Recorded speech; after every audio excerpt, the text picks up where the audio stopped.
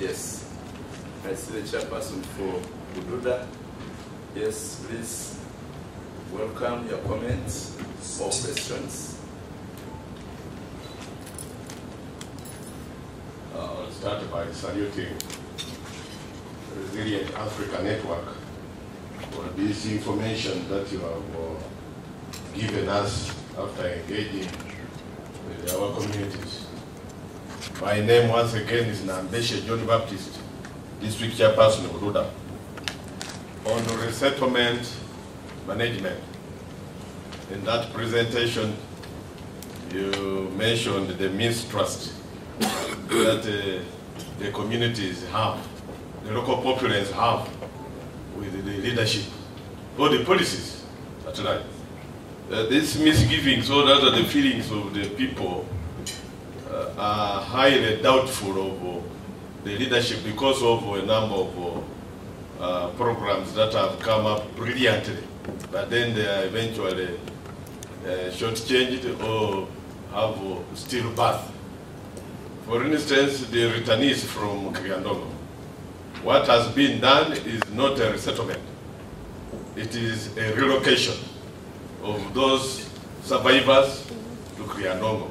But the pledge that was given to them by the government was that they were going to be eventually resettled.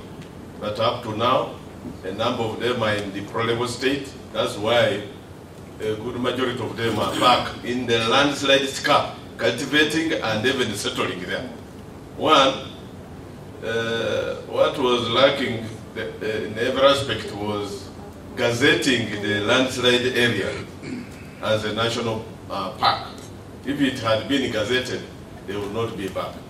And in that same place, we have 4 schools that are being closed. There was a mention of encouraging girls to go to school as well as boys. This might remain next to impossibility in Bududa if these schools remain closed or if these communities remain in those hard-to-reach areas. Because where they are, one to access the nearest school has to move almost 4 hours. And the schools close at 5 in the evening. So a girl child cannot go back under the umbrella of darkness. So majority of those that have dropped out are actually girls in Bududa. And now the largest source of street children in Mbale municipality is Bududa. Most of these have to go to Mbale. One, there are some of these girls that were abandoned by their parents when they went to Kriandongo. Some of these have lost their beloved ones and they are on their own. Then the schools, despite the fact that it is UP universal, they would be accessing the school. Schools are too far to access. The other one is on